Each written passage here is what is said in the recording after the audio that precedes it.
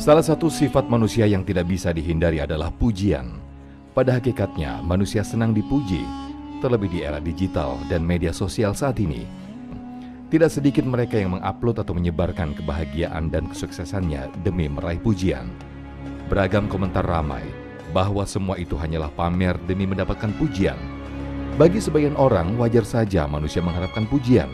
Namun sebagian tidak membenarkan pernyataan tersebut karena kewajaran pujian bila tidak dikembalikan semua ke Allah malah menjadi riya atau pamer. Maka sebenarnya bagaimana pujian dan kebaikan yang kita lakukan seyogyanya harus dikembalikan kepada Allah Subhanahu wa Ta'ala. Adakah selama ini sebuah kelalaian ketika pujian atas setiap kebaikan hanya kepada diri sendiri tanpa dikembalikan ke Allah? Kita simak ulasannya dalam tausiah subuh kali ini. Selamat menyaksikan.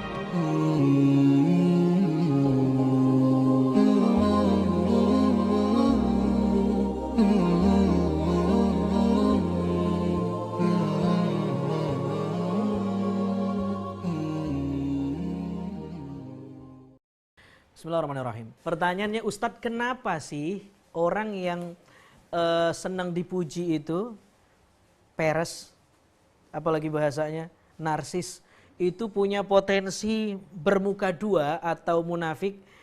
Penjelasannya begini, kata Al-Ghazali, "I'lam anna man ghalaba ala qalbihi hubbul jahi sara maqsural hammi ala mura'atil khalqi." Orang yang senang dipuji, hubbul jah.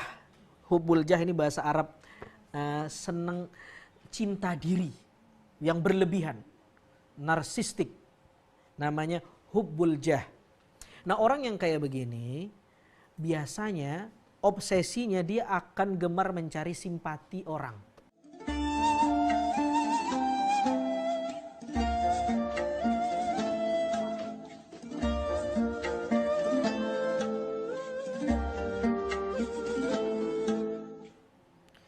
Kira-kira kalau saya berbuat jahat di depan orang simpatik nggak sama saya? Enggak dong. Berarti caranya biar orang simpatik sama saya buat baik di depannya. Saya buat konten yang baik-baik. Saya tunjukkan kalau saya orang baik, lalu orang suka dengan saya. Saya inspiratif orangnya, orang suka dengan saya. Begitu kan? Tapi apakah kebaikan itu muncul benar-benar karena saya orang baik atau karena orang? Atau karena saya pengen mengkapitalisasi pujian orang? Nah, ini disinilah garis benang merahnya kenapa orang yang narsis itu berpotensi hipokrit atau bermuka dua. Karena yang dia lakukan sering sekali bukan karena dia seperti itu, tetapi karena dia pengen merebut hati orang. Jadi di keramaian orang dia malaikat. Di kesendirian dia berubah menjadi monster yang menakutkan. Wah, bisa nggak kita begitu? Kayaknya udah begitu ya. Saya juga begitu masalahnya tuh. Masyghufan bitawaddud ilaihim. Dia punya obsesi gimana orang menjadi cinta sama dia. Masyghuf itu cinta buta, obsesif. Dia pengen orang seneng sama dia, ya Allah. Wal mira'ati li ajlihim, sehingga dia memamerkan kebaikan-kebaikannya. Wah, nih guys, saya nggak ngelarang, itu boleh aja memberi ini dan segala macam.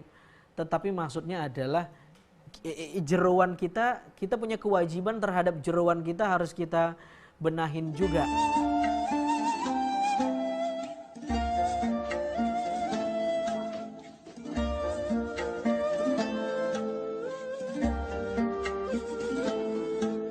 Jadi jangan sampai kita berbuat baik lahirnya, tapi batin kita ini sebenarnya ngarep supaya banyak yang nonton, banyak yang muji, banyak yang lihat, ya kan?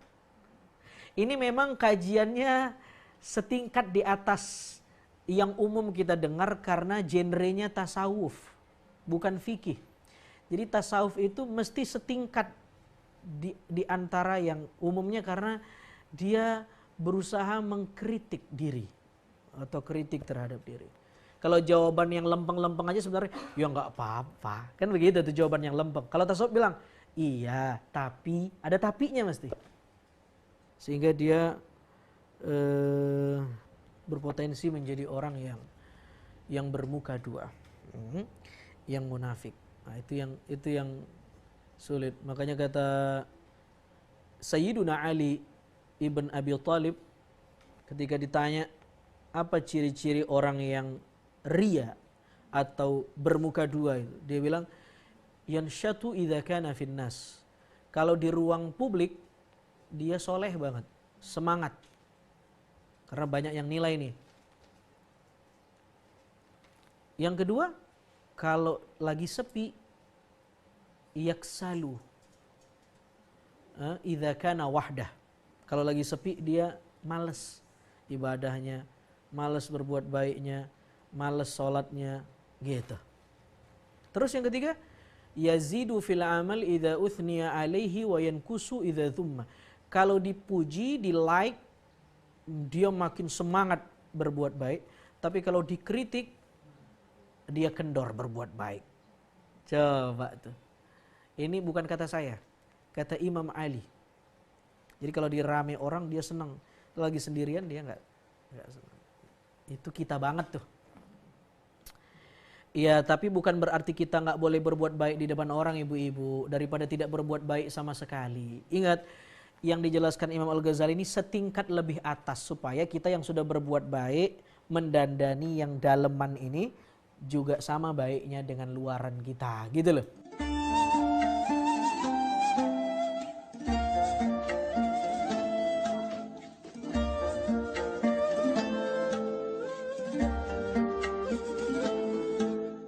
Jadi bukan cuma eksteriornya dikasih atribut bagus, kinclong, tapi interiornya rusak,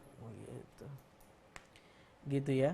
Penyakit ain ini sebenarnya terjadi karena kita tidak mengembalikan pujian orang kepada kita nggak kembalikan pujian itu ke Allah.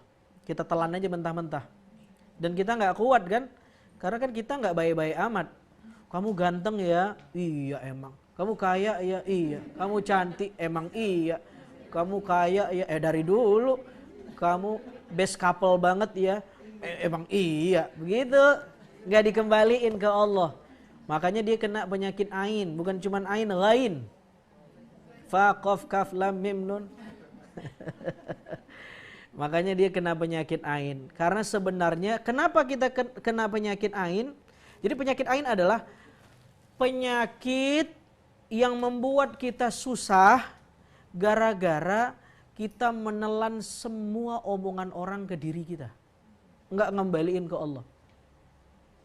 Padahal kita ini tangkinya terbatas. Kalau diisi pujian, tangkinya terbatas. Jadi enggak bisa penuh-penuh banget, ngap. Beda dengan Allah. Allah udah ngasih klaim, Alhamdulillahirabbil alamin. Semua pujian apapun bentuknya buat Allah. Jadi kita mau muji Allah sebanyak apapun berjam-jam, Allah nggak kena ain. Karena Allah Tuhan.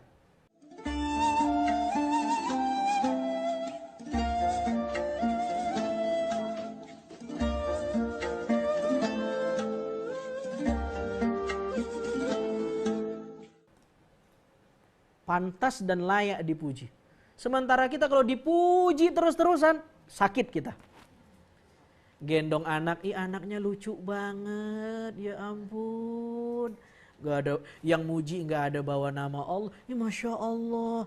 Yang dipuji ibunya juga, siapa dulu emaknya. Ya gak?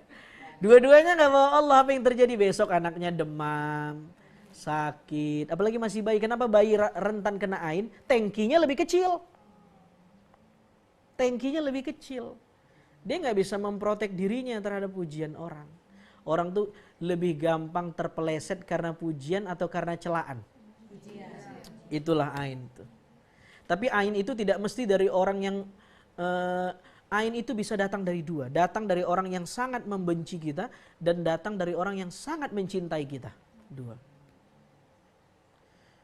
Jadi ibu terlalu ngefans sama suami misalnya tuh. Itu Itu suaminya bisa kena ain juga tuh. Iya. Maksudnya terlalu muji, terlalu segala-galanya. Engkaulah bulan, engkaulah bintang. Gara-gara engkau aku banyak utang, gitu kan? Itu istrinya bisa kena ain, suaminya bisa kena ain. Terlalu benci juga bisa, ainu syukhti, pandangan jahat. Dia memang gak suka sama kita, itu bisa berubah. Jadi ya dua-dua. Kalau kita dipuji, tangki kita kekecilan. Makanya biar kita gak sakit, balikin lagi ke Allah. Alhamdulillah. Kamu kan muji saya nih, saya balikin lagi. Alhamdulillah. Sebenarnya yang terpuji itu Allah. Kira-kira begitu. Hadza min fadli rabbi, atau walillahilham, atau masya Allah, atau la quwata illa billah. Pokoknya balikin biar kita nggak nelen sendiri akhirnya gumoh. Lalu kalau kita dicela, kata Abu Bakar As-Siddiq, Abu Bakar kalau dicela jawabannya begini. Kalau celaan kamu itu benar, ya saya nggak sakit hati. Karena sebenarnya borok saya lebih besar dari apa yang kamu cela. Tapi kalau celaan kamu salah, ya nggak apa-apa juga. Tidak membuat pribadi saya berkurang. Karena pribadi saya bukan tergantung celaan kamu. Gitu. Jadi happy, kita waras. Tapi kalau kita dengar komentar orang, pegel kita. Jadi kadang-kadang cuek itu perlu ya, supaya kita nggak terdistract sama omongan orang. Wah, itu bisa nggak tidurnya nyak? Diomongin tetangga komplek, wah itu bisa nggak tidurnya nyak kita. Tapi apa kita mau hidup dengan omongan orang? Ya kan enggak. Kalau kita sakit dia tepuk tangan. Jadi ya kita harus survive dengan usaha.